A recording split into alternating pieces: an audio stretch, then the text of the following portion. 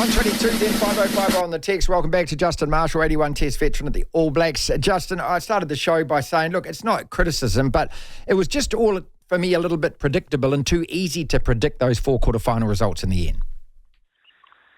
Yeah, good afternoon, Marty. Yeah, absolutely it was. When you looked at the dynamics of the games and whether or not there's going to be genuine contests and perhaps some drama in terms of finishes and dish up a genuine contest all the way to the 80th minute. It just didn't happen, did it? Look, I thought the Highlanders showed some pretty good resistance in their game, but ultimately the Brumbies always looked the superior side, and then equally the game in Wellington was the only other one that really was a bit of a contest up until half-time. The Rebels, again, showed some real stamina. They fronted up and they tried their best, but quite clearly those top 4 sides were clearly better than the other 4, and that proved to be a weekend that all the results went as we predicted they would.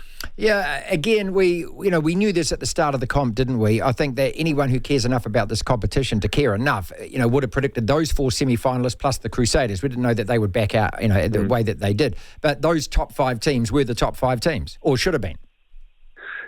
Yeah, absolutely, they were. And you kind of got that feeling leading into it that obviously, it was just going to be about how difficult each side made it. And look, the Hurricanes got a little bit frustrated in their game until they finally figured out, how to beat the really aggressive defence of the Rebels. Equally, the Blues stumbled their way through to a victory, but they never looked in doubt, to be perfectly honest. And the Brumbies likewise. And after 20 minutes, 21 points in the Chiefs game, well, it was a foregone conclusion who was going to win that. It was just about how many points the Chiefs are going to be able to pull away from the Reds, who had a better performance in the second half. Actually, I believe they won the second half on points, but the game was gone after 20 minutes, wasn't it? So I think it quite clearly shows, Marty, and we've had this discussion, that they haven't quite got that finals situation in terms of teams who play in the quarters nailed down, but I think they realise that, and I'd say more than likely it'll go to top 6, maybe even top 4 next year.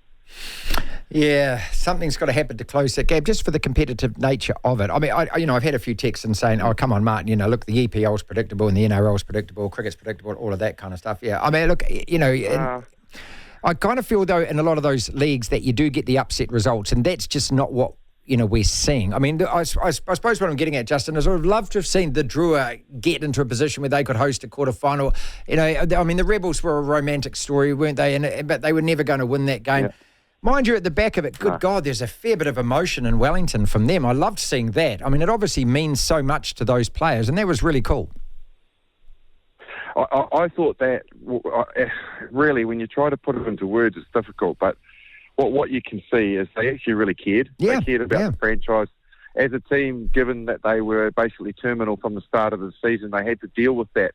And sometimes that adversity can make you a tighter side, because you know that there is a finality about your season. So as a team, you just want to stay together and try and forget about all the politics and just go out and play the game in a manner that all of us should play it, which is play it because you love it. And I certainly felt that side showed that. They've achieved more than any other Rebels team ever historically by making the playoffs, and you could really see that they were devastated by the fact that they're not going to be a team and the franchise is going to be non-existent last year. So you're right, they really cared about it, and seeing that emotion on their faces reinforced it. And it actually was quite sad, I thought, in the finish. Yeah, I mean, I didn't actually think I'd be affected by it, but I was. I was just sitting there. I mean, I'm not tearing up or anything, obviously, but I actually really felt for them. I thought, because they seem to have held on to it, or maybe bottled up, I don't know, but held on to it till that very moment. You saw a couple of fans in the stand, but, guys on their haunches and, obviously, giving each other a good hug and carry on like that and things. And, yeah, the uncertainty of it, as a professional in any aspect of your life, it doesn't matter where you're working, to know for that length of time that your job is about to end and the uncertainty of that, you've got to credit them, don't you, for having the season that they've had? Yeah, absolutely you do. And it's never easy, because not only the players, but the management, everybody's looking for their future. And so it's really hard to not be distracted. The fact that they were able to keep it together and they were still, in a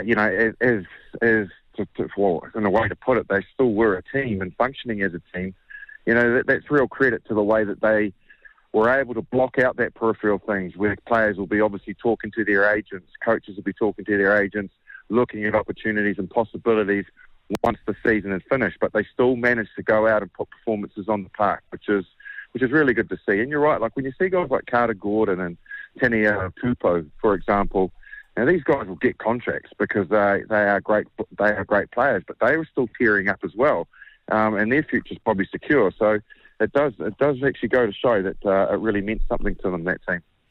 Justin Marshall is with us. We're talking about the Super Rugby. The Chiefs, did they, of that 31-0 lead, that first half especially, did they play like we've been expecting them to all season? And the flow on from that, of course, is that, yes, we are going to see an absolutely cracking game in the semi-final against the Hurricanes. I mean, what a matchup that is now. But I just saw enough from the Chiefs there that I thought, hang on a second, they are the Chiefs.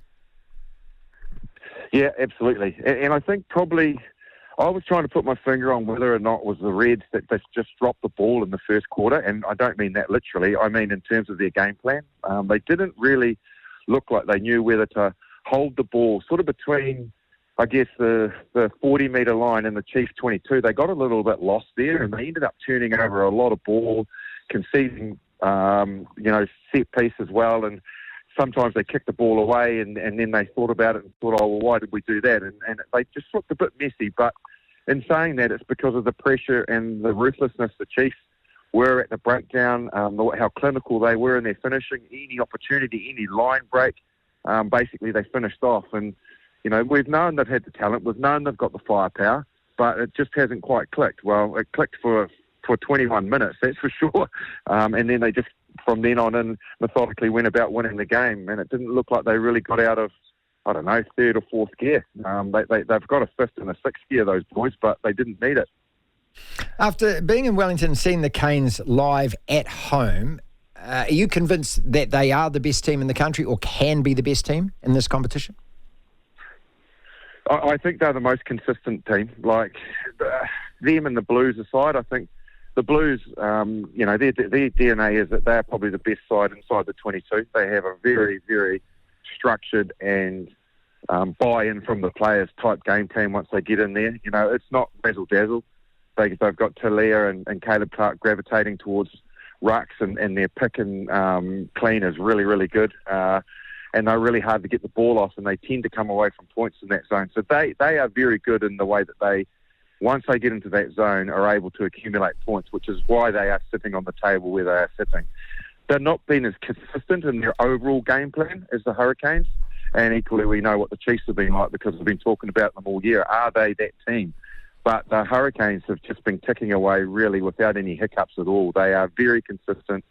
They took a little bit of time to work out what the Rebels were doing to them at the weekend, which will concern Clark Laidlaw a little bit. They should have probably recognised that a bit earlier and narrowed the game and did what they did to accumulate points before the defence fatigued. It just took them a little bit of time to work that out. But when they did, man, they just, once they get into their rhythm, they are impressive. So yes, in a long-winded way, Marty, in answer to your question, they are the side to beat in my mind from what I've seen.